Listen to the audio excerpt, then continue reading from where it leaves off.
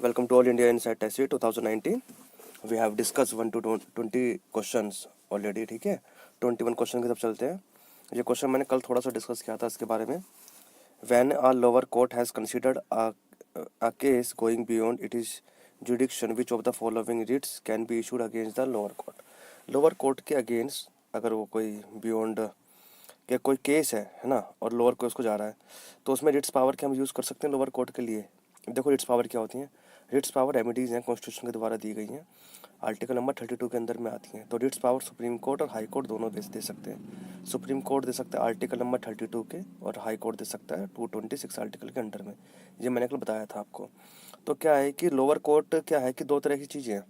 Lower court के case है ना, उसकी प्रोसीडिंग हो गई या उसकी रिपोर्ट हो गई, वो हायर कोर्ट मांग सकता है. पहली बात जब वो केस अगर वो सुना ही नहीं गया हो, या फिर केस को या केस की मतलब हियरिंग हो गई हो, और एक होता है कि जब केस की हियरिंग ना हुई हो. तो केस की अगर हियरिंग नहीं है तो हायर कोर्ट उसको केस को नहीं ले सकता. उसे हम कहते हैं सर्टोरियर, जो मैंने कल बताया था आपको. दोबारा सुन लो. अगर कोई लोअर केस के अंदर कोई केस है और वो जो उसकी प्रोसीडिंग है वो अभी चल रही है, मतलब अभी उसके अंदर चली है, मतलब प्रोसीडिंग अभी कंप्लीट नहीं हुई है, तो उस केस को ट्रांसफर नहीं कर सकते हाई कोर्ट के अंदर. उसे हम सर्टोरियर होते हैं. जो कि प्रोविजन के अंदर क्या होता है, without hearing of the court it can be transmitted to the higher court. ठीक है. तो 2 और 3 हो गए लोअर कोर्ट से रिगार्डिंग जो भी था हमारे पास रिट्स पावर. और मैंडेमस हमारे पास क्या होता है कि कोई अथॉरिटी को काम अपना नहीं कर रही है, अथॉरिटी कोई अपना काम नहीं कर रही है, उसके लिए हमारे पास. ठीक है, समझ में आ गया. तो 2 और 3 हमारे पास का आंसर हो गया. जो हमारे पास मैंडेमस होता है ना, उसमें क्या होता है कि जो सुप्रीम कोर्ट है वो किसी पब्लिक अथॉरिटी को ये मतलब एक नोटिस जारी करती है और ये कहती है कि अपना कोई काम नहीं कर रहा है, अगर वो काम नहीं कर रहे हैं. तो इस क्वेश्चन के अंदर मेन चीज़ ये है कि मेमोरेंडम्स जो मैंडेमस है उन्हीं को ही जारी किया जाता है, उन्हीं को इशू किया जाता है जो पब्लिक अथॉरिटी होती है. Private authority it's not valid. Okay, तो 2 और 3 इसका आंसर हो गया बी. चलिए क्वेश्चन नंबर 22 के चलते हैं हमारे पास. Wild life institution of the India has roped in the grounds root level volunteers called Ganga Prahari to protect the biodiversity of the river Ganga.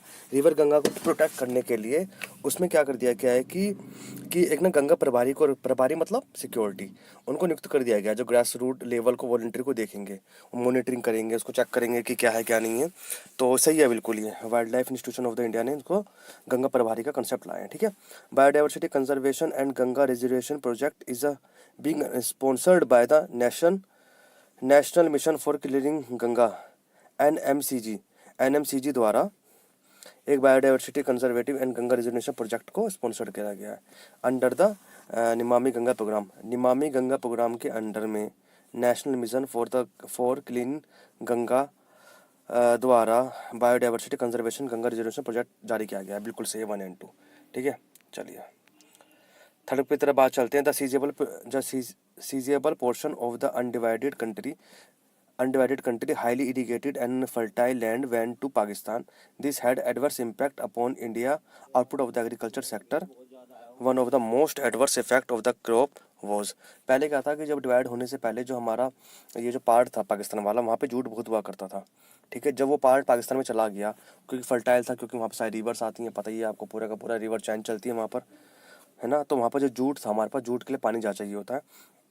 तो उसमें क्या हुआ कि वो पार्ट वहाँ चला गया, तो हमारे पर एडवर्सली इफेक्ट जो हमारे इंडिया के अंदर हुआ वो होता जूट फैक्ट्री के अंदर. ठीक है. तो इस टाइम पे हमारे पास कौन सा स्टेट है जूट नंबर 1 पे, वो हमारे पास वेस्ट बंगाल. ठीक है. तो जूट हमारे पास का आंसर हो गया. तो आंसर हो गया डी. चलिए आगे बढ़ते हैं.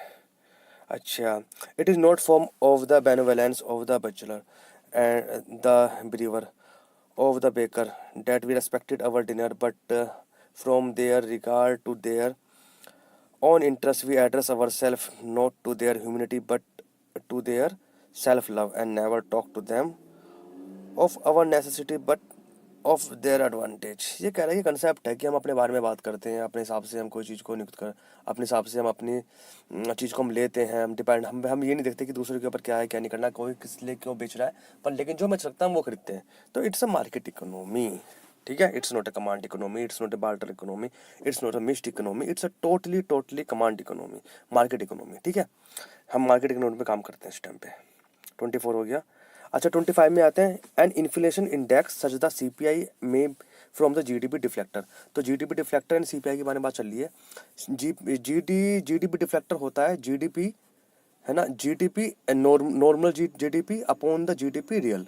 रियल का मतलब है कांस्टेंट और नॉमिनल का मतलब है चेंजेबल, जो चेंज होती है हमारे पास, उसे हम कहते हैं जीडीपी डिफ्लेक्टर्स। ठीक है, तो GDP deflectors takes into account all goods and services produce in the economy unlike the CPI. बिल्कुल सही है। सीपीआई मतलब consumer price index, consumer production index होता है शायद, हाँ भूल गया। तो ठीक है, तो इसके अंदर हमारे पास ये होता है। तो सीपीआई के अंदर क्या होता है, कंज्यूमशन के बारे में, कंजप्शन कितना होता है उस बारे में होता है। जबकि जीडीपी के अंदर में क्या होता है कि एक तो गुड्स एंड सर्विस का प्रोडक्शन के बारे में होती है। तो सीपीआई की तरह CPI is a different concept and GDP deflector is a अलग कंसेप्ट। ठीक है, तो पहला हमारे पास सही है। तो GDP deflectors including the price of the imported goods, नहीं है, गलत है। देखो इंपोर्टेड का कंसेप्ट सीपीआई के अंदर में आएगा। कंज्यूम कर रहे हैं ना, तो वहाँ पर कितना हमने इंपोर्ट किया, कितना हम इंपोर्ट करना जाएंगे, कितनी जरूरत है, वो सीपीआई के अंदर था। जीडीपी के अंदर में सिर्फ गुड्स एंड सर्विसेज के बारे में होती है। ठीक है, इंपोर्टेड गुड्स हमारे पास सीपीआई से रिलेटेड है। तो आंसर हो गया 125 का। 26 में चलते हैं हमारे पास, which of the important concept of the citizenship to be upheld in the country. कंट्रीजन के अंदर जो सिंगल सिटीजनशिप कंसेप्ट है ना, सिटीजनशिप जो हमारे पास सिंगल सिटीजनशिप कंसेप्ट है वो क्यों है, क्या इंपॉर्टेंस है उसकी। Elimination of the unreasonable inequality between the Nations, सही है बिल्कुल। नेशंस के अंदर अनइक्वलिटी ना फैले इसकी वजह से। इक्वल राइट्स, सबको राइट्स मिले, ठीक है, विदाउट डिस्क्रिमिनेशन, ये भी सही है। Direct and indirect participation in the country governance, और direct and indirect country governance का एक पार्टीशन मिलता है। तो ठीक है, 26 का एबीसी हो गया, सिंपल था क्वेश्चन है बहुत। 27 है हमारे पास इंडो पैकोम। इंडो पैकोम हमारे पास क्या है कि एक कॉम्बार्ड कमांड है यूएसए की इन इंडो एशियन पैसिफिक रीजन। अभी क्या है कि इंडिया का और जो इंडिया का इंडियन ओशन और पैसिफिक ओशन के बीच में जितना व्यापार होता है वो सारा जो है उसको स्ट्रेटेजिकल रूप से देख रहा है यूएसए। तो अब इसका नाम चेंज करके, पहले उसका नाम था यूनाइटेड स्टेट पैसिफिक कमांड, अब नाम रख दिया इसको इंडो पैकोम। इसमें क्या है कि इंडिया की इंपॉर्टेंस दिखाई है और basically it is a show the importance of the Indian ocean कि भाई डिफेंस के लिए मिलिट्री पॉइंट ऑफ व्यू से ये स्ट्रेटेजिकल पॉइंट काफ़ी इंपॉर्टेंट है यूएसए के लिए। तो इसलिए इसका तो क्या है, इसका आंसर इंडो पैकोम हमारे पास क्या है, compact command of USA in Indo Asia Pacific region, D. चलिए आगे बढ़ते हैं। Article number 14 of the constitution forbid the class legislation which of the implies of this. Article number 14 ये है हमारे पास इक्वलिटी बिफोर द रूल। ठीक है, तो हमारे पास पढ़ लो, बिफोर द रूल का मतलब क्या है, जो कोई भी क्लास ना हो, यहाँ पर सब बराबर है। तो laws that discriminate between the peoples based on unreasonable classification stand void. तो वो क्लास जो फालतू की अनरीजनेबल क्लासिफिकेशन पैदा करती है उनको हटा दी जाए, सही है बिल्कुल ये। यानी क्लास लेगिस्लेशन से applies to only the private individual, private individual के लिए, सबके लिए ही है ये इक्वलिटी बिफोर द लॉ। ठीक है, तो आंसर हो गया 1, सेकंड हो गया गलत। 29 की तरफ चलते हैं। With the reference of the national consumer dispute redressal commission NCDRC जो कंज्यूमर डिस्प्यूट रिडेसल कमीशन है, जिसके जो हेड होते हैं ना वो हमारे पास अभी अग्रवाल साहब बने हैं, ये फॉर्मल सुप्रीम कोर्ट के जज थे। तो पहले हमारे पास ऐसे हट जाएगा, serving of formal higher court magistrate can not appointed a chairperson. देखो ये गलत है, पहले अभी तो चेयरमैन अपॉइंट हुई है, फॉर्मल जज of the Supreme Court Agrawal appointed as the chairperson of NCDRC.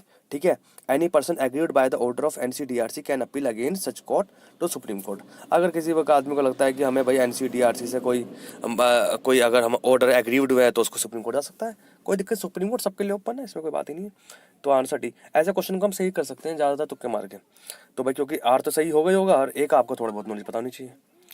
चलिए क्वेश्चन 30 पे चलते हैं। We recently research indicate the ruthenium an element of the periodic table can be helpful in the scaling of magnetic and computer memories.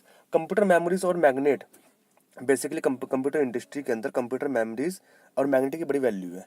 ठीक है, इसके अंदर ferromagnet का use होता है, जो क्या होता है, रूम टेम्परेचर पे एक तरह के मैग्नेट की तरह बिहेव करता है। ठीक है, तो हम पहले अभी हमारे पास एट द प्रेजेंट हमारे पास 3 है हमारे पास जो फेरोमैग्नेट है रूम टेम्परेचर पे, वो है हमारे पास आयरन, कोबाल्ट और निकिल। और हमारे पास ये हमारे पास है जीडी गैडोलिनम, ये हमारे पास ये भी है नहीं क्योंकि ये 8 डिग्री से कम चल रहा है। तो हमारे पास कोबाल्ट, निकल एंड आयरन, ये हमारे पास 3 ऐसे चीज़ हैं जो अभी रूम टेम्परेचर फेरोमैग्नेटिक की तरह बिहेव करती हैं। तो कह रही हैं अभी कुछ टाइम पहले ही रुदेनियम जो हमारे पास फैमिली है इसकी रुदेनियम से ये मिला है, ये हमारे फेरोमैग्नेटिक की तरह काम करता है बिल्कुल।